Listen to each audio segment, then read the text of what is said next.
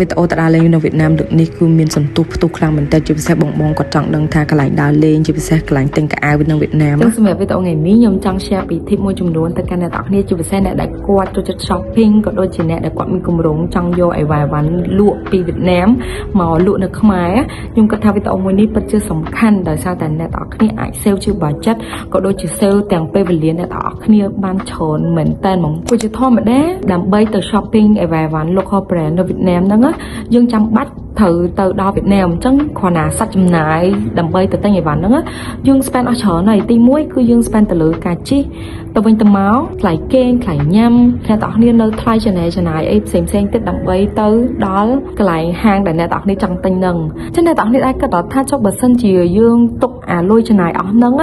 ទុកយកមក shopping ខ្លួនឯងមកមិនបានកាន់តែច្រើនទៀតហើយអ្នកទាំងអស់គ្នាគ្រាន់តែធ្វើការកម្មង់ online ជាមួយនឹង seller ពីវៀតណាមហើយឲ្យគេដឹកមកដល់ខ្មែរ direct ហ្មងទៅអាហ្នឹងវាមិន sale ទាំងថវិកាក៏ដូចជា sale ទាំងពេលវេលាទៀតត្រូវអត់អញ្ចឹងសម្រាប់ tip ទី1អ្នកទាំងគ្នាគួរតែទៅ research ថាហាងណាដែលអ្នកទាំងគ្នាចង់ទៅទិញទាំងអីវ៉ាន់កៅអៅ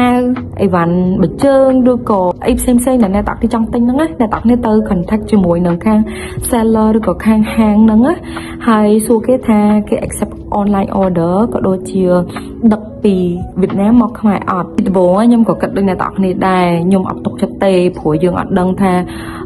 ហាងគេនឹងមិនហើយយើងជាពិសេសគឺយើងអត់ដឹងថាត្រូវ payment ទៅខាងធនាគារគេមួយណាអីមួយណាគឺយើងអត់ដឹងហ្មងប៉ុន្តែអ្នកទាំងគ្នាតាំងពីខ្ញុំស្គាល់ MB Cambodia នេះហើយ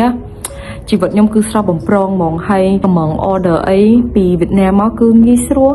និយាយទៅកំងឲ្យ payment ទៅធនាគារវៀតណាមធម្មតាហើយគេដឹកមកពីវៀតណាមមកដល់ខ្មែរហ្មងអញ្ចឹងនិយាយទៅឲ្យតែខាង seller ហ្នឹងគេទទួលដឹកពីវៀតណាមមកខ្មែរគឺខ្ញុំអត់ត្រូវការមានជាឈឺក្បាលអីណាស់ណាអីទៀតទេព្រោះដោយសារតែខ្ញុំអាចទូទាត់តាម MB Cambodia ហើយជាពិសេសគឺគេអត់មានគិតថ្លៃសេវាបាញ់ចេញបាញ់ចូលអីទេគឺដូចបាញ់ធនាគារយើងធម្មតានឹងអញ្ចឹងសំខាន់ណាខ្ញុំប្រាប់មួយទៀតគឺការ register របស់ MB Cambodia ហ្នឹងគឺងាយស្រួលខ្លាំងមែនតើហ្មងអ្នកទាំងគ្នាមិនបាច់ទៅដល់ធនាគារដើម្បីឲ្យគេ register ឲ្យអីទេអ្នកទាំងគ្នាអាច register ខ្លួនឯងបានគ្រាន់តែអ្នកទាំងគ្នា download app MB Cambodia ហើយ register ទៅតាមអីដែលគេ require នៅក្នុង app ហ្នឹងទៅអ្នកទាំងគ្នាអាចចាប់ផ្ដើមប្រើប្រាស់ជាមួយនឹង